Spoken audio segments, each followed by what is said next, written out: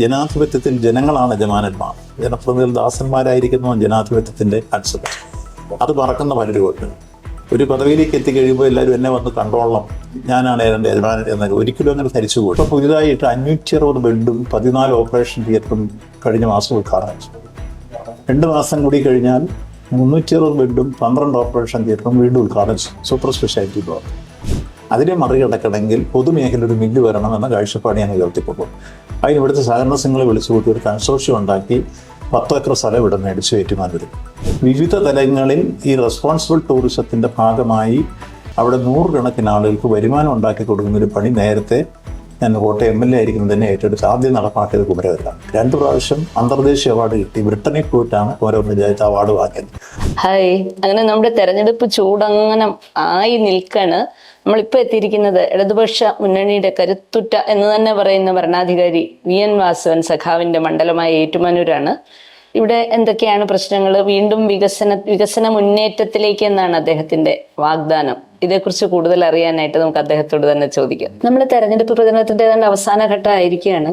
അപ്പോൾ ഇത്രയധികം ഒരു വിസ്തൃതമായ മണ്ഡലമാണ്. 6 പഞ്ചായത്തുണ്ട്, ഒരു മുനിസിപ്പാലിറ്റി ഉണ്ട്, അതേപോലെ ഒരുപാട് കാര്യങ്ങളുണ്ട്. കൃഷി മേഖല ശക്തമാണ്, ടൂറിസം, ഏറ്റുമാനൂർ ഉൾപ്പെടെയുള്ള മണ്ഡലം ആയതുകൊണ്ട് അൽഫോൻസാമ്മയുടെ ഇതുണ്ട്. അപ്പൊ ഇതെല്ലാം കൂടെ ആകുമ്പോൾ ഭക്തി, ഇതെല്ലാം കൂടെ ഉള്ള ഒരു മണ്ഡലമാണ്. എങ്ങനെയാണ് ഇതിനെ ഇപ്പൊ നോക്കിക്കാണുന്നത്? ഈ മണ്ഡലം 5 വർഷം ഈ മണ്ഡലത്തെ പ്രതിനിധാനം ചെയ്ത ഒരു ജനപ്രതിനിധി എന്ന രൂപത്തിൽ ജനങ്ങൾ എന്നിൽ അർപ്പിച്ച സ്നേഹവും വിശ്വാസവും കാത്തു സൂക്ഷിച്ച് ഞങ്ങൾ പ്ലാൻ ചെയ്ത വികസന പ്രവർത്തനങ്ങളെല്ലാം പൂർണ്ണമായി നടപ്പിലാക്കാൻ കഴിയും. 2, ജനകീയ പ്രശ്നങ്ങൾ ഉണ്ടായിരുന്നൊക്കെ സമയബന്ധിതമായി ഏറ്റെടുക്കാൻ കഴിയും. 3, ഇതെല്ലാം ചെയ്യുമ്പോൾ ജനങ്ങളെ ബോധ്യപ്പെടുത്തിക്കൊണ്ടാണ് അവരെ വിശ്വാസത്തിലെടുത്തുമാണ് ഇത് മുഴുവൻ ചെയ്തത്. ഞാൻ ആദ്യം ജയിച്ചപ്പോൾ തന്നെ മഹാത്മാഗാന്ധി സർവകലാശാലയുടെ ഓഡിറ്റോറിയത്തിൽ ഒരു വികസന ശില്പശാല സംഘടിപ്പിച്ച് പൗരപ്രമുഖര്, ജനപ്രതിനിധികൾ, രാഷ്ട്രീയ പാർട്ടി പ്രതിനിധികൾ, ഉദ്യോഗസ്ഥ പ്രമുഖര് എല്ലാം ചേർത്തൊരു ശില്പശാല. ഞാൻ എൻ്റെ വിഷൻ അവതരിപ്പിച്ചു, എന്താണ് ഈ മണ്ഡലത്തിൽ ചെയ്യേണ്ടത്. സദസ്സിൽ നിന്ന് അവരുടെ അഭിപ്രായം ക്ഷണിച്ചു. എല്ലാവരുടെയും അഭിപ്രായമാണ്. എഴുതി തന്നവരുണ്ട്, നേരിട്ട് സംസാരിച്ചിട്ടുണ്ട്. അതെല്ലാം ചേർത്ത് ഷെൽഫ് ഓഫ് പ്രോജക്റ്റ് ഉണ്ടായി. ഈ 5 വർഷം കൊണ്ട് ഈ പറഞ്ഞ കാര്യം എല്ലാം നടപ്പാക്കും. അതിന് ഗ്യാരണ്ടി പറഞ്ഞത് പരിശോധിക്കാനുള്ള അവസരം. ആദ്യത്തെ 2 വർഷം കഴിയുമ്പോൾ റിവ്യൂ മീറ്റിംഗ്. കൃത്യം 2 വർഷം 2021 ജൂലൈ 27 ആദ്യത്തെ മീറ്റിംഗ്. രണ്ടാമത് 2023 ജൂലൈ 27 കൃത്യം 2 വർഷം കഴിഞ്ഞപ്പോൾ റിവ്യൂ മീറ്റിംഗ് അതിരമ്പുഴ പള്ളി ഓഡിറ്റോറിയത്തിൽ. ഈ പറഞ്ഞ പ്രതിനിധികളെല്ലാം വിളിച്ചു. അപ്പോൾ അവരെല്ലാം കണ്ടു, ചെയ്ത കാര്യങ്ങൾ അവരെ ബോധ്യപ്പെടുത്തി. 80% കാര്യങ്ങൾ നമ്മൾ തുടങ്ങി വെക്കുകയോ അല്ലെ പൂർത്തീകരിക്കുകയോ ചെയ്യും. ഞാൻ വീണ്ടും 2 വർഷം കഴിയുമ്പോൾ നിങ്ങളെ വിളിക്കും. 4 വർഷത്തിന് ശേഷമുള്ള കാര്യം. അപ്പോൾ അങ്ങനെ വിളിച്ചു. ഇതിന് ശേഷം 4.5 വർഷം കഴിഞ്ഞപ്പോഴേക്ക് പ്രോഗ്രസ് റിപ്പോർട്ടുമായി ഈ ജനപ്രതിനിധികളെയും പൗരപ്രമുഖരെയും ഉദ്യോഗസ്ഥരെല്ലാം കൂടെ വിളിച്ചു ചേർത്ത് ഇതാണ് നിങ്ങളോട് പറഞ്ഞ കാര്യങ്ങളെല്ലാം ചെയ്തു തീർത്തതും ഓൺഗോയിങ് പ്രോജക്റ്റ് വികാമെന്ന് പറഞ്ഞിട്ട് കൃത്യമായി ഞങ്ങളൊരു വികസന രേഖ അവതരിപ്പിച്ചു. ആ രേഖ പൊതുവിൽ എല്ലാവരും ചർച്ച ചെയ്ത് അംഗീകരിച്ചു. അതിനൊരു കാര്യം കൂടി ഞങ്ങൾ ചെയ്തുകൊണ്ട് വരാതിരുന്നവർക്ക് QR കോഡ് സ്കാൻ ചെയ്താൽ വീട്ടിലിരുന്ന് എല്ലാവർക്കും മൊബൈൽ ഫോൺ കാണാനുള്ള സൗകര്യം കൂടിയുണ്ട്.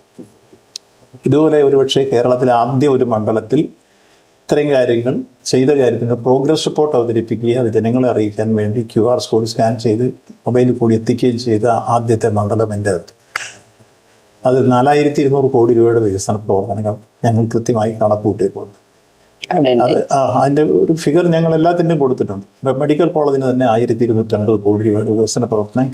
മെഡിക്കൽ കോളേജിന്റെ വികസനം ഒരുപാട് നമ്മള് കേരളം ഒട്ടാകെയും കേരളത്തിന് പുറത്തും ഒരുപാട് പ്രശംസ ഏറ്റുവാങ്ങിയ ഒരു കാര്യമാണ്. വളരെയധികം മാറ്റം വന്നിട്ടുണ്ട്. പക്ഷെ അങ്ങ് ഇടതുപക്ഷ ജനാധിപത്യ മുന്നണിയുടെ ആ സർക്കാരിന്റെ ഏറ്റവും കരുത്തനായ ഒരു മിനിസ്റ്ററും കൂടിയാണ്. ഞങ്ങളുടെയൊക്കെ നോട്ടത്തെ അങ്ങ് വിചാരിച്ചാൽ സാധിക്കാത്ത കാര്യമില്ല. പക്ഷെ കുറച്ചും കൂടി നമ്മുടെ കോട്ടയത്തെ ആ മേഖലയിൽ മുഴുവൻ ഞങ്ങൾ ആശ്രയിക്കുന്ന ഒരേ ഒരു പ്രശസ്തമായ അല്ലെങ്കിൽ ഏറ്റവും കരുത്തുറ്റൊരു ഹോസ്പിറ്റൽ എന്ന നിലയ്ക്ക് കുറെ കൂടി അതിന്റെ വികസനങ്ങൾ വരേണ്ടതല്ലേ? ഇപ്പോഴും ഭയങ്കര തിരക്കല്ലേ അവിടെ? അല്ലെ, അതെ, ഇത് നല്ല രൂപത്തിൽ നടക്കുന്നതുകൊണ്ടാണ് തിരക്ക് കൂടുന്നത്. പെർ ഡേ ഏതാണ്ട് 7000 OP പെർ ഡേ ഉണ്ട്. ഇത്രയും കൈകാര്യം ചെയ്യുന്ന വേറെ മെഡിക്കൽ കോളേജ് കേരളത്തിലില്ല. ഈ OP വരുന്നത് എന്തുകൊണ്ടാണ്? നല്ല രൂപത്തിൽ കൈകാര്യം ചെയ്യാനുള്ള സൗകര്യം ഉണ്ടായതുകൊണ്ടാണ്. ഇപ്പൊ പുതിയതായിട്ട് 560 ബെഡും 14 ഓപ്പറേഷൻ തിയേറ്ററും കഴിഞ്ഞ മാസം ഉദ്ഘാടനം. 2 മാസം കൂടി കഴിഞ്ഞാൽ 360 ബെഡും 12 ഓപ്പറേഷൻ തിയേറ്ററും വീണ്ടും ഉദ്ഘാടനം ചെയ്തു. Super speciality block. Critical care IC ബഹുദിന മന്ദിരം തീർന്നു കിടക്കുന്നു. Infectious ഡിസീസിൻ്റെ ongoing പ്രോജക്റ്റാണ്. കാർഡിയോതോറാസിക് സർജറിയുടെ 200 ബെഡോടുകൂടി പുതിയ ഉദ്ഘാടനം ചെയ്തു കഴിഞ്ഞു. അപ്പോൾ ഇപ്പോൾ കേരളത്തിൽ 11 heart transplantation, 7 liver transplantation, 260 kidney transplantation, ഏറ്റവും അവസാനം എയിംസിൽ മാത്രം നടന്നിട്ടുള്ള ലങ്സ് ട്രാൻസ്പ്ലാന്റേഷൻ നടന്ന മെഡിക്കൽ കോളേജായി മാറിയിരിക്കുന്നു. അപ്പോൾ വളർച്ചയുടെ ഉയർച്ചയുടെ ഒരു ഘട്ടമാണ്. അത്രത്തോളം ഇപ്പോൾ സ്കിൻ ബാങ്ക് വന്നു. എവിടെയെങ്കിലും ഒരു ബേൺസ് സംഭവം ഉണ്ടായിക്കഴിഞ്ഞാൽ പൊരി പോകുന്നവർക്ക് കൃത്യമായി എത്താവുന്നവരുടെ സ്റ്റോർ ചെയ്ത് കൊടുക്കുന്ന രൂപത്തിലേക്ക് സ്കിൻ ബാങ്ക് ഉണ്ടാക്കിയിരിക്കുന്നത്. അതുപോലെ കൊച്ചുകുട്ടികൾക്ക് ഇപ്പോൾ മുലപ്പാൽ കുടിക്കേണ്ട സമയത്ത് പ്രീമച്ചുറാണ് ജനനമെന്ന് കൊടുക്കാൻ കഴിയാത്ത സ്ഥിതി വരുമ്പോൾ അതിനുള്ള സൗകര്യം ഉണ്ടാക്കിയിരിക്കുന്നു. ഇങ്ങനെ ആധുനിക സംവിധാനങ്ങളോടുകൂടി ഒരുപക്ഷെ നൂതന സാങ്കേതിക വിദ്യകളെല്ലാം പ്രയോജനപ്പെടുത്തിക്കൊണ്ട് ഓൺകോളജി വിഭാഗത്തിൽ ലീനിയർ ആക്സിലേറ്ററും മറ്റു കാര്യങ്ങളെല്ലാം വന്നു കഴിഞ്ഞിരിക്കുന്നു. അപ്പോൾ എല്ലാ സാങ്കേതിക വിദ്യയും ഇവിടെ സ്വായത്തമാക്കി റോബോട്ടിക് എഞ്ചിനീയറിംഗ് വരെ പ്രയോഗിക്കാൻ തക്ക രൂപത്തിലേക്ക് കോട്ടയം മെഡിക്കൽ കോളേജ് വളർന്നിരിക്കുന്നു. അന്തർദേശീയ ഇപ്പോൾ അതിൻ്റെ ഉള്ളിൽ കയറി നോക്കിയാൽ ഒരു പക്ഷേ 5 സ്റ്റാർ ഹോട്ടലിൻ്റെ സ്ഥിതിയാണ് അവിടുത്തെ ഫ്ലോറൊക്കെ. ചില ബിൽഡിംഗ് മോളിൽ കയറി നോക്കിയാൽ അപ്പോൾ അത്രയും മനോഹരമാക്കി എൻ്റെ പുറമെ നിന്ന് നോക്കിയാൽ പഴയ മെഡിക്കൽ കോളേജാണെന്ന് ആരും പറയും. അത്രത്തോളം മെഡിക്കൽ കോളേജിനെ ഈ കാലഘട്ടത്തിൽ വർത്തിക്കുന്നു. അടുത്ത 5 വർഷത്തേക്കാണ് എന്തൊക്കെയാണ് പ്ലാൻ? ഇപ്പം നമ്മൾ വളരെ ഇമ്മീഡിയറ്റ് ഇപ്പം തന്നെ നടപ്പിലാക്കിക്കൊണ്ടിരിക്കുന്നതാണ് പറഞ്ഞത്. കോട്ടയം മെഡിക്കൽ കോളേജ് ആദ്യമായി ലിവർ ട്രാൻസ്പ്ലാന്റേഷൻ നടത്തിയത് ഇവിടെയാണ്, കേരളത്തിൽ ഗവൺമെൻറ് മെഡിക്കൽ കോളേജ്. ഇപ്പോൾ 7 എണ്ണം കഴിഞ്ഞു. 10 ഹാർട്ട് ട്രാൻസ്പ്ലാന്റേഷൻ കഴിഞ്ഞു, സക്സസ് ആയിരുന്നില്ല.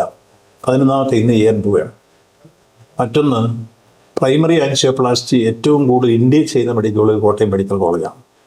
അത് 3 പ്രാവശ്യം റെക്കോർഡ് ഇട്ടിട്ടുണ്ട് ഡോക്ടർ VL ജയപ്രകാശിൻ്റെ നേതൃത്വത്തിൽ.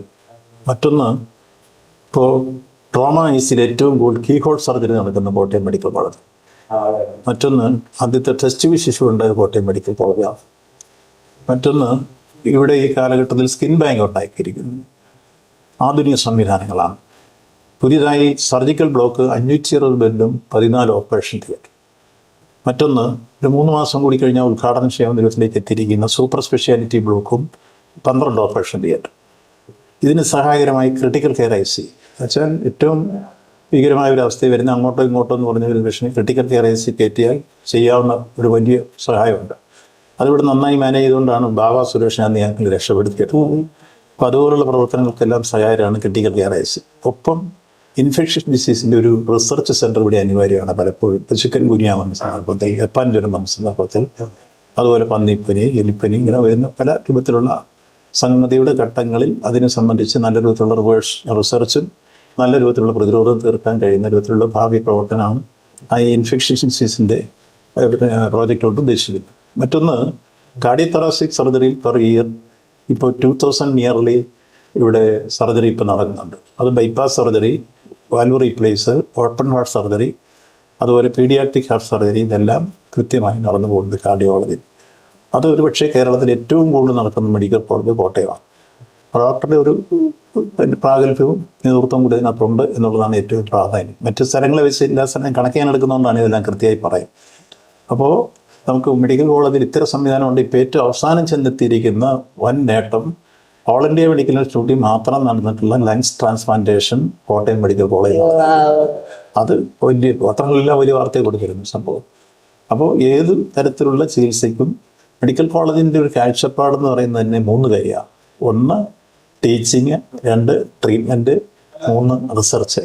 അപ്പോൾ ഇത് 3 നടക്കുന്ന രൂപത്തിലേക്ക് എത്തിച്ചേരുന്നു എന്നുള്ളതാണ് ഈ സംഭവം സൂക്ഷിക്കാൻ. അപ്പോൾ അതുകൊണ്ട് കോട്ടയം മെഡിക്കൽ കോളേജ് നമുക്ക് ഓൾ ഇന്ത്യ മെഡിക്കൽ ഇൻസ്റ്റിറ്റ്യൂട്ടിൻ്റെ നിലവാരത്തിലേക്ക് ഭാവിയിൽ ഉയർത്തിക്കൊണ്ടുവരാൻ കഴിയും എന്ന പൂർണ്ണ ആത്മവിശ്വാസമാണ്, ലക്ഷ്യമാണ് എനിക്കുള്ളത്. ഇപ്പോൾ നമ്മൾ സംസാരിച്ചുകൊണ്ടിരിക്കുമ്പോൾ ഇദ്ദേഹം ഇവിടെ ഇരിക്കുന്നതേ ഉള്ളൂ. ഞങ്ങളോട് പ്രോമിസ് ചെയ്തതുകൊണ്ട് ഇടയ്ക്ക് പറയുണ്ടായി ഇന്നൊരു ഹാർട്ട് ട്രാൻസ്പ്ലാന്റേഷൻ നടക്കുന്നുണ്ടെന്നുള്ളത്. അതേക്കുറിച്ച് ഒന്ന് പ്രേക്ഷകരോട്. ഇന്ന് അതായത് കുമരകത്തുള്ള അരുൺ കോട്ടയം മെഡിക്കൽ കോളേജിൽ അദ്ദേഹം നേരത്തെ വാൽവിന് പ്രശ്നമായി നേരത്തെ ഒരു ഓപ്പറേഷൻ നടന്നു. വീണ്ടും ഒരു പ്രശ്നം വന്നപ്പോൾ വീണ്ടും ഒരു ഓപ്പറേഷൻ നടന്നു. അങ്ങനെ 2 ഓപ്പറേഷൻ നടന്നതിന് ശേഷം ഡോക്ടർ TK ജയകുമാർ പറഞ്ഞു ഇനി ഹാർട്ട് മാറാതെ പറ്റില്ലാത്ത രൂപത്തിലാണ് ആ ഹാർട്ടിൻ്റെ ഇപ്പോഴത്തെ നിലവാരം. അപ്പോൾ അദ്ദേഹത്തിന് പണമില്ല. അപ്പോൾ സൂപ്രണ്ട് എന്നെ വിളിച്ച് പറഞ്ഞു ഇങ്ങനെ ഒരു ഒന്ന് സഹായിക്കുക. ഞാൻ പറഞ്ഞു ഞാൻ മുൻകൈ എടുക്കാം. ഞാൻ അദ്ദേഹത്തിൻ്റെ നാട്ടിൽ കുമരകത്ത് പോയി അവിടുത്തെ ജനപ്രതിനിധികളെല്ലാം വിളിച്ചു കൂട്ടി, ഞാനും കൂടി എല്ലാവരോടും കൂടി നമുക്കൊരു ദിവസം പിരിവിനിറങ്ങാൻ എല്ലാവരും കൂടെ കൂടി ഇദ്ദേഹത്തെ സഹായിക്കാം.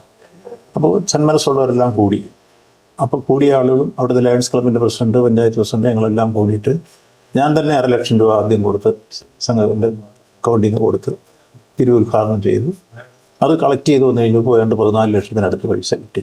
ആ കിട്ടിയ പൈസ അദ്ദേഹത്തെ ഏൽപ്പിച്ചു. കിട്ടിക്കഴിഞ്ഞപ്പോഴേ ഡോക്ടർ പറഞ്ഞു നമുക്ക് ഇനി അടുത്ത ബ്രെയിൻ ഡെത്താകുന്ന പേഷ്യൻറ്റിനെ കിട്ടുമ്പോഴേ ഇത് ശരിയാക്കാമെന്ന് പറഞ്ഞു. നേരത്തെ ഒരെണ്ണത്തിൻ്റെ വന്നപ്പോൾ അത് ഇദ്ദേഹത്തിന് കൊള്ളുകയില്ല. ഇന്നലെ ഒരെണ്ണം നമ്മുടെ ബ്രെയിൻ ഡെത്തായ കേസ് കിംസിലുണ്ട്. അപ്പോൾ അതന്വേഷിച്ചപ്പോൾ നോക്കാമെന്ന് പറഞ്ഞ് ഇവിടുന്ന് ഒരു ടീമിനെ അയച്ചു. അവരിപ്പോൾ പരിശോധിച്ചോ കൊള്ളാമെന്നാണ് ഇപ്പോൾ വന്ന മെസ്സേജ്. അതനുസരിച്ച് ഹെലികോപ്റ്റർ ഇപ്പോൾ സർക്കാർ നമ്മൾ അറേഞ്ച് ചെയ്യും. ഏതാണ്ട് 2 മണിക്ക് മുമ്പായി തന്നെ ഇവിടെ എത്തിച്ചേരും. ഇന്ന് തന്നെ സർജറി അന്നെ അഡ്മിറ്റ് ചെയ്ത് കഴിഞ്ഞ് രാവിലെ അവനെ വിളിച്ചിരുന്നവരും. അപ്പോൾ വരുമ്പോഴേക്കും ഞാനും പോകും. ബാക്കി എന്തെങ്കിലും പോരായ്മ ഉണ്ടെങ്കിൽ സാമ്പത്തികമായിട്ടുള്ള കാര്യങ്ങൾ നമുക്ക് ചെയ്തു കൊടുക്കാം. ബാക്കി വരെ മെഡിക്കൽ കോളേജ് ഡോക്ടർ തന്നെ ജയകുമാർ സാർ തന്നെ മുൻകൈ എടുത്ത് ബാക്കി കാര്യങ്ങൾ ചെയ്യും. അങ്ങനെ 11ാമത്തെ ഹാർട്ട് ട്രാൻസ്പ്ലാന്റേഷൻ ഇന്ന് നടക്കാൻ പോകുന്നു. അതും ഒരു ചെറുപ്പക്കാരന് ഒരു ഭാവി ജീവിതം ഉണ്ടാകുന്ന രീതിയിലേക്ക് വരുന്നു. അതാണ് ഞാൻ ഏറ്റവും കൂടുതൽ ഈ സന്തോഷിക്കുന്നതിന് വേണ്ടി ഇറങ്ങാനും അയാളെ പണം ഉണ്ടാക്കി കൊടുത്ത് സംരക്ഷിക്കാനും കഴിഞ്ഞാൽ അത് ധന്യമായ നിമിഷമാണ്. ഇപ്പൊ വികസനം എന്ന് പറയുമ്പോൾ പലപ്പോഴും ഇങ്ങനെയുള്ള ഇത്തരം ഒരു മണ്ഡലത്തിൽ അതിലൊരു മുനിസിപ്പാലിറ്റി ഉൾപ്പെടുന്നുണ്ട്. അപ്പൊ പൊതുവെ അതും അങ്ങ് വളരെ തിരക്കിട്ട് മിനിസ്റ്റർ ആയിട്ടാണെങ്കിലും ഇടതുപക്ഷത്തിന്റെ നേതാവായിട്ടാണെങ്കിലും വളരെ ഓൾ കേരള ലെവലിൽ തിരക്കിട്ട് വരുമ്പോൾ പലപ്പോഴും അതിന്റെ ചെറിയ പ്രാന്തപ്രദേശങ്ങൾ ചിലപ്പോൾ അവഗണന നേടാൻ ഉണ്ടാവാറുണ്ട്. അപ്പോഴാണ് ഈ കുമരകത്ത് ഒരാളുടെ പർട്ടിക്കുലർ കാര്യത്തിലേക്ക് പോകാൻ പറ്റിയത്. പക്ഷെ അവിടെ നെൽകർഷകര് ഇപ്പോഴും കുറച്ച് ബുദ്ധിമുട്ടിലാണെന്നാണ് ഒരു പ്രചരണം. അതേക്കുറിച്ച് എന്താണ്? കൃഷിക്കാരെ സംരക്ഷിക്കാൻ വേണ്ടി ദീർഘവീക്ഷണത്തോടെ ഏറ്റവും പ്രധാനപ്പെട്ട ഒരു ചുമതല ഞാൻ ഏറ്റെടുത്തിട്ടുണ്ട്. അതായത് നെല്ല് കൊയ്ത് വെച്ച് കഴിഞ്ഞാൽ അവരുടെ നെല്ല് സംഭരിക്കേണ്ടത് മില്ലുകാരാണ്. മില്ലുകാരെല്ലാം സ്വകാര്യ മേഖലയാണ്. അവർക്ക് എന്താണെന്ന് വെച്ച് കഴിഞ്ഞാൽ ഇതിന് അളവിൽ കുറവാണ്. ആദ്യം 2 കിലോ കുറയ്ക്കണം, പിന്നെ 4 കിലോ കുറയ്ക്കണം, 6 കിലോ കുറയ്ക്കണം. ഒന്നിന് കുറയ്ക്കണം എന്ന് പറയുന്നത് 11 കൊള്ളുകയില്ലാത്ത നെല്ലുണ്ടെന്നൊക്കെ പറഞ്ഞിട്ടാണ്. എന്നുവെച്ചാൽ മില്ലുകാരുടെ ദയാദാക്ഷിണ്യം കാത്ത് കൃഷിക്കാരൻ നിൽക്കേണ്ട ഗതികേട്ടിലേക്ക് വരുന്നൊരു സാഹചര്യമാണ് സംജാതമാകുമെന്ന് മനസ്സിലാക്കി അതിനെ മറികടക്കണമെങ്കിൽ പൊതുമേഖല ഒരു മില്ല് വരണമെന്ന കാഴ്ചപ്പാട് ഞാൻ ഉയർത്തിക്കൊണ്ടു. അതിന് ഇവിടുത്തെ സഹകരണ സംഘങ്ങളെ വിളിച്ചു കൂട്ടി ഒരു കൺസോർഷ്യം ഉണ്ടാക്കി 10 ഏക്കർ സ്ഥലം ഇവിടെ മേടിച്ചു ഏറ്റുമാനൂരിൽ. ആ 10 ഏക്കർ സ്ഥലത്ത് ഇപ്പോൾ ഒരു പൊതു മേഖലയിലുള്ള മില്ല് സ്ഥാപിച്ച് അതിൻ്റെ നിർമ്മാണ പ്രവർത്തനം ഗവൺമെൻറ് പൂർത്തീകരിച്ചിരിക്കുന്നു.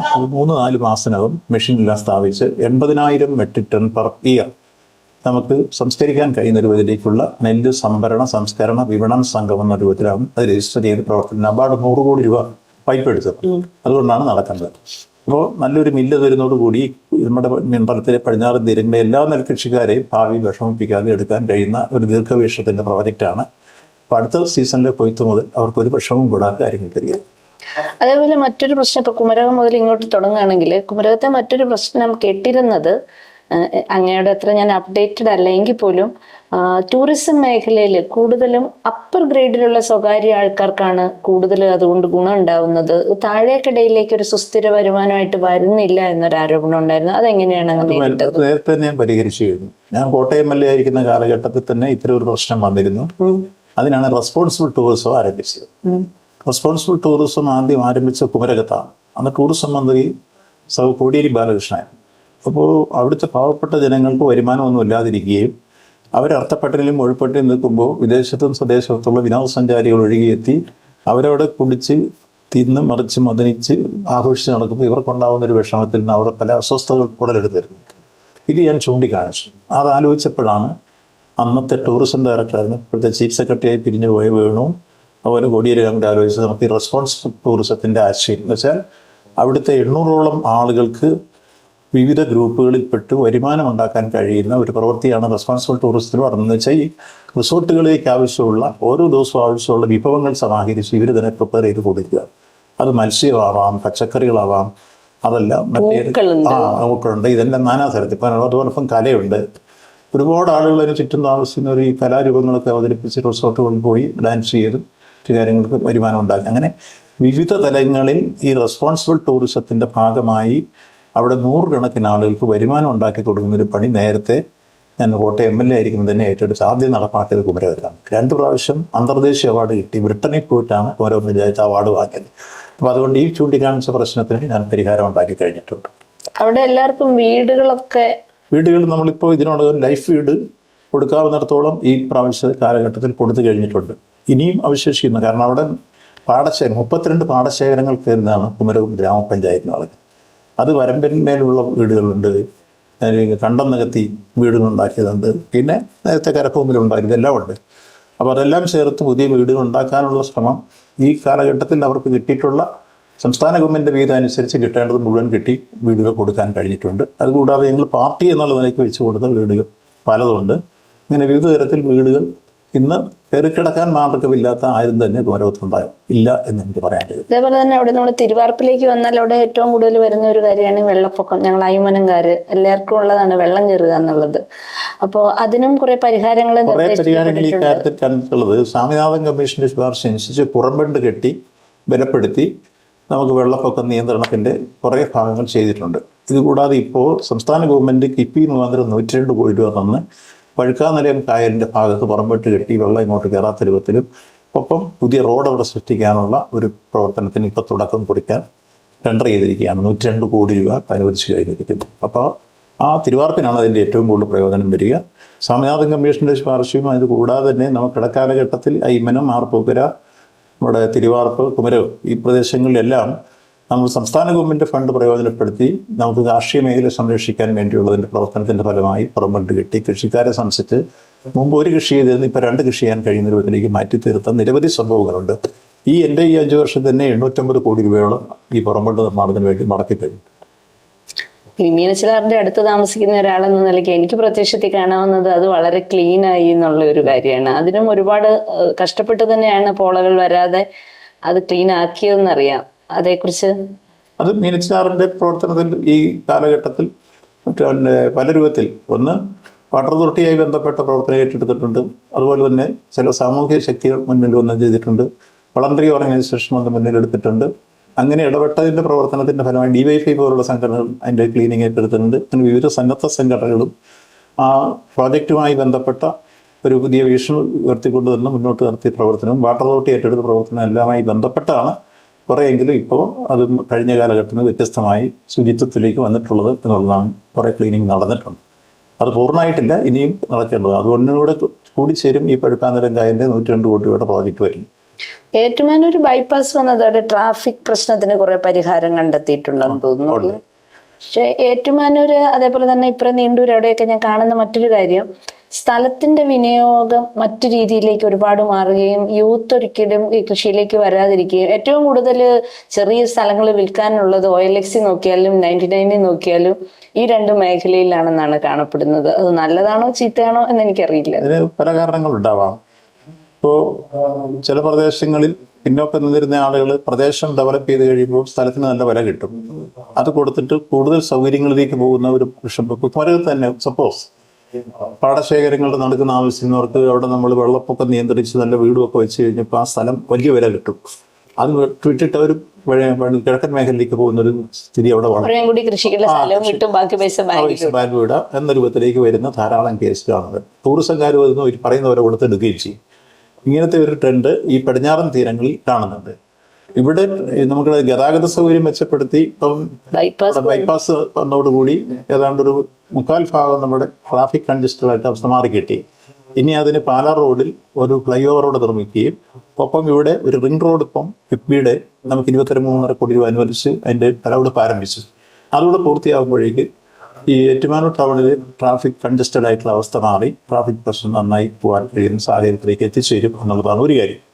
രണ്ടാമത്തെ കാര്യം, നമ്മുടെ MC റോഡിന്റെ വൈഡനിങ് ആരംഭിക്കാൻ പോവാണ്. 4 വരിപ്പാത. ഈ ബഡ്ജറ്റിൽ 5750 കോടി രൂപ MC റോഡിന്റെ വൈഡിങ്ങിന് മാറ്റി വെച്ചിട്ടുണ്ട്. അത് വരുമ്പോൾ അങ്ങ് അങ്കമാലി വരെ ആയിരിക്കും. അങ്ങനെ ഞങ്ങൾക്ക് അനുവദിച്ച സമയം ഏതാണ്ട് കുറയാണ്.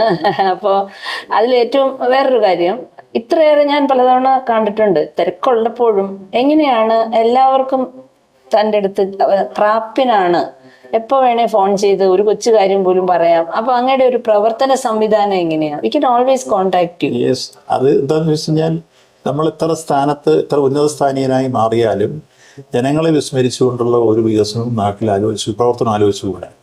ജനപ്രതിനിധികൾ എന്ന് പറഞ്ഞാൽ ജനാധിപത്യത്തിൽ ജനങ്ങളാണ് യജമാനന്മാർ. ജനപ്രതിനിധികൾ ദാസന്മാരായിരിക്കുന്നു ജനാധിപത്യത്തിന്റെ കൺസെപ്റ്റ്. അത് മറക്കുന്ന പലരുമുണ്ട്.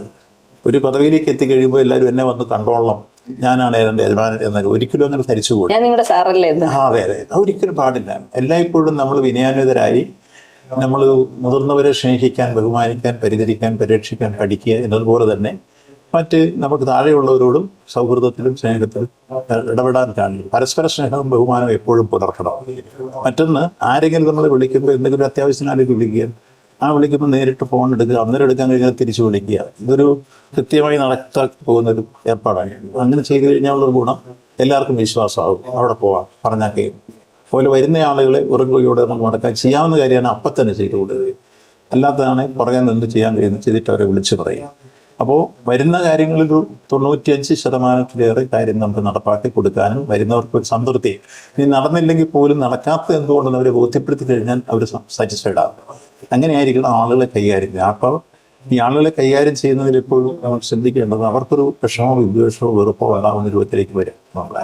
വന്നിരിക്കും ചിലപ്പോൾ ഒന്നും ചെയ്തില്ല, ഇപ്പോൾ വന്നിരിക്കുന്നവരെ നമ്മൾ സ്വീകരിക്കുമ്പോൾ മര്യാദയോടുകൂടി വർത്തമാനം പറയും, ഒരു പുഞ്ചിരിയോടുകൂടി സമീപിക്കുകയും ചെയ്യുമ്പോൾ അവർക്ക് പകുതി ആശ്വാസമായി. ദേഷ്യം വരില്ലേ? പക്ഷെ അന്യായമായ കാര്യങ്ങൾ കൊണ്ടുവരുമ്പോ ഇല്ല, അത് പറഞ്ഞു അങ്ങനെ കേട്ടിട്ടേ ഇല്ല. വാസവൻ ചേട്ടൻ ദേഷ്യപ്പെട്ടു അങ്ങനെ പറഞ്ഞോളൂ. ഞാൻ പ്രതികരണങ്ങളോട് ആരോടും ദേഷ്യപ്പെടില്ല, അങ്ങനെ ചെയ്യുന്നത് ശരിയല്ല. അപ്പോൾ ഒരിക്കലും നമ്മൾ എന്നെപ്പോലെ തന്നെ മറ്റുള്ളവർക്ക് അവരുടേതായ എല്ലാ തരത്തിലുള്ള മാന്യതയും അംഗീകാരവും ഉണ്ട്. അത് പരസ്പര സ്നേഹത്തിൽ എപ്പോഴും കാണണം. അല്ലാതെ ഞാനാണ് കേമൻ, ഞാൻ ഏത് പദവിയിലെത്തിയാലും ഞാൻ ചിന്തിക്കേണ്ടത് എന്നേക്കാൾ വലിയവരാണ് എൻ്റെ മുമ്പിൽ വരുന്നവരെന്ന് ഞാൻ കണ്ടുകൊണ്ടായിരിക്കണം സമീപിക്കേണ്ടത്. അങ്ങനെ സമീപിച്ചാൽ കുറ്റബോധം ഉണ്ടാവില്ല, ഒരു കുഴപ്പം ഉണ്ടാവില്ല. അപ്പോൾ ഈ വിഷയങ്ങളുണ്ടാകുമ്പോൾ അങ്ങോട്ട് പോയി ഇടപെടാനുള്ള ഒരു സംസ്കാരം ഉണ്ടാകുക. എന്നുവെച്ചാൽ ആ ഒരു ദുരന്തം ഉണ്ടാകുന്നു, അപകടം ഉണ്ടാകുന്നു, അല്ലെങ്കിൽ ഒരു ജനകീയ പ്രശ്നം ഉണ്ടാകുന്നു. ആ പ്രശ്നം ഉണ്ടായി എന്നെ ഒന്ന് കണ്ടോളണം എന്ന് ഞാൻ ഓടി അങ്ങോട്ട് എത്തിക്കഴിഞ്ഞാൽ അവർക്ക് ആശ്വാസമായി. ചില പ്രശ്നങ്ങളിൽ ഓടി ചെല്ലുമ്പോൾ നമ്മുടെ സാന്നിധ്യം കൊണ്ട് അവർക്ക് ആശ്വാസം. എത്രയോ ദുരന്തങ്ങളുണ്ട്. പൊൻകൊമ്പ്, പിന്നെ ഇവിടെ കുമരകം ബോട്ടകുളം, ചങ്ങനാശ്ശേരി ടിപ്പോട്ടം, തേക്കടി ബോട്ടകുളം, ശബരിമല സ്റ്റാമ്പേഡ്, പുല്ലുവേട് ദുരന്തം, വിമാനം വീണ കേസ്, ഇവിടെ നമ്മുടെ കോട്ടയത്തിനപ്പുറത്ത് തുരുത്തിയിലുണ്ടായ അപകടം, ഇങ്ങനെയുള്ള നിരവധി കേസുകൾ എല്ലാത്തിലും പോയി ഇടപെട്ടുള്ളതാണ്. അന്യ ജില്ലയിലുണ്ടായിട്ടുള്ളത് ഏറ്റവും അവസാനം വയനാട് ദുരന്തത്തിലാണ് 4 ദിവസം ഉണ്ടായത്. അപ്പോൾ അങ്ങനെ പോകുമ്പോൾ നമുക്ക് ചെന്ന് ഒരുപാട് സഹായം ചെയ്യുകയും ചില ആളുകളെ സംരക്ഷിച്ചെടുക്കാൻ കഴിയും. അങ്ങനെ ചെയ്ത ഒത്തിരി അനുഭവങ്ങളുണ്ട്. ജീവൻ സംരക്ഷിക്കാൻ കഴിയും. അതാണ് ഒരു പൊതുപ്രവർത്തകന്റെ ധർമ്മം. നമ്മൾ ജീവൻ കൊടുത്തും മറ്റുള്ളവരുടെ ജീവൻ രക്ഷിക്കാൻ കഴിയുമെങ്കിൽ അതാണ് പൊതുവീക്ഷണമായി പൊതുപ്രവർത്തകർ ഉയർത്തിക്കൊണ്ടുവരില്ല. അങ്ങനെ വരുമ്പോൾ ജനങ്ങൾക്ക് നമ്മളോട് ഭയങ്കരമായ ഇപ്പം പാവ സുരക്ഷ എടുത്തുകൊണ്ട് ഞാൻ പറഞ്ഞു കേട്ട് ഓടിച്ചെന്ന അദ്ദേഹം പൾസ് 20% ഉണ്ടായിരുന്നു. Now he singing salt opulus case എന്നാണ് ഡോക്ടർ. ഞാൻ കൊണ്ടുപോകാന്ന് പറഞ്ഞാൽ എടുത്തിട്ട് ഞാൻ പൈലറ്റ് ചെയ്തു. ഒരു മന്ത്രി ആ സുരേഷ് പറയുന്നത് ലോകത്ത് ഒരു രോഗിക്ക് ഒരു മന്ത്രി പൈലറ്റ് ചെയ്തു. ഞാൻ പൈലറ്റ് ചെയ്തിട്ടാണ് അയാളെ കൊണ്ടുപോയി ആട്ടുന്നത്. അതുപോലെ ഈ അടുത്ത കാലത്ത് ഞാൻ ഇന്നലെ ഒരു മീറ്റിങ്ങിന് പോയപ്പോഴാണ് തോകത്തെ ഒരാൾ ഓടെ കിടക്കുന്നു. അവിടുത്തെ ഒരാൾ ഇടിച്ചിട്ടിട്ട് പോയത് മോട്ടോർ വഴി അബോധാവസ്ഥയിലാണ്. അപ്പോൾ 3-4 പേര് നോക്കി നിൽക്കുക, മരിച്ചെന്ന പേരിലും മരിച്ചു. ഞാൻ എൻ്റെ വണ്ടി ചവിട്ടി നിർത്തി ഇറങ്ങി. ഞാൻ ചോദിച്ചു, നിങ്ങളെന്നാ കാഴ്ചക്കാരായി നിൽക്കുന്നു, അപ്പോൾ ഇത് എടുത്താൽ എൻ്റെ കേസ് വരുമെന്ന് ആൾ പോയെന്നാളാണ്. അപ്പോൾ ഞാൻ പിടിക്കാമെന്ന് പറഞ്ഞ് ഞാനും എൻ്റെ പോലീസും നെന്മാനോട് കൂടി ആ പുള്ളിയെ ഞങ്ങളുടെ വണ്ടിയൊക്കെ എടുത്തിട്ട് നേരെ ഞാൻ മെഡിക്കൽ കോളേജിൽ പോയി. ഡോക്ടർമാരെല്ലാം പരിശോധിച്ച് ഒരു 3-4 മണിക്കൂർ കഴിഞ്ഞ് പുള്ളിക്ക് ബോധം വേണം. പിന്നെയും ഇടയ്ക്ക് ബോധം മറിയുന്ന സ്ഥിതി ഉണ്ടായി. ദിവസം പുള്ളിയുടെ കല്യാണം, ആ രസം. പുള്ളി കല്യാണം വിളിക്കാൻ വന്നിട്ട് പിടിച്ച് ഇട്ടേച്ച് പോയതാണ്. അത് കണ്ടപ്പോൾ ഭയങ്കരമായിട്ട് പിന്നെ കല്യാണം മുടങ്ങുമെന്ന് തോന്നി. പക്ഷെ അവർ മുടങ്ങിയില്ല. പക്ഷെ അവർ മാന്യന്മാരായതുകൊണ്ട് കാര്യങ്ങൾ അന്വേഷിച്ചു. അവിടെ ജയകുമാർ സാറിൻ്റെ ഒക്കെ റിലേറ്റീവ് ആണെന്ന് തന്നെ പറഞ്ഞു. ഞാൻ കൊണ്ട് ഏൽപ്പിച്ചു, അതിൻ്റെ പരിചരണം ഉറപ്പാക്കി രക്ഷപ്പെടുമെന്ന് കണ്ടപ്പോൾ ഞാൻ പിന്നെ തോന്നി. അപ്പോൾ അതൊരു നമ്മുടെ മനുഷ്യധർമ്മമല്ലേ.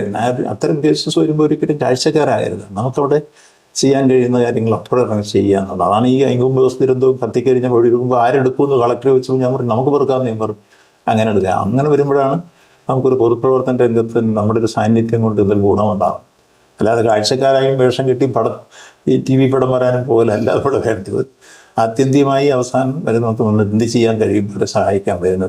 എത്രയോ കേസിൽ അങ്ങനെ ആളെ രക്ഷിക്കാൻ കഴിയും. ഞാനിപ്പോൾ വിശദീകരിക്കാൻ അദ്ദേഹത്തിന്റെ മറുപടിയിൽ തന്നെയുണ്ട് എന്തുകൊണ്ടാണ് ഓരോ ടേം കഴിയും തോറും ഞങ്ങൾക്ക് സഖാവ് വാസവൻ മതി എന്ന് ഇവിടുത്തെ വോട്ടേഴ്സ് തീരുമാനിക്കുന്നതെന്ന്. അതായത് നമുക്ക് 2 തരത്തിൽ ഭരിക്കാം. നിയമം കാണിച്ച് പലതിൽ നിന്ന് ഒഴിഞ്ഞു മാറി ഒന്നും ചെയ്യാതെ ഇരുന്ന് നല്ല കുട്ടിയായിട്ടിരിക്കാം. അല്ലെങ്കിൽ എല്ലാത്തിലേക്കും എങ്ങനെയാ നിയമം കൊണ്ട് ചെയ്യാം, എന്ത് ചെയ്ത് കൊടുക്കാം എന്ന് തീരുമാനിക്കാം. രണ്ടാമത്തെ വിഭാഗത്തിലാണ് അദ്ദേഹം ഉൾപ്പെടുന്നത്. ചിരിച്ചു കാണിക്കുകയല്ല ചെയ്യുന്നത്, ചിരിക്കുക തന്നെയാണ്. നമുക്കൊപ്പം നിന്ന് നമ്മുടെ സന്തോഷവും സങ്കടവും ഒക്കെ പങ്കിടുക തന്നെയാണ്. അപ്പോൾ വിജയാശംസകളോടെ താങ്ക് യു.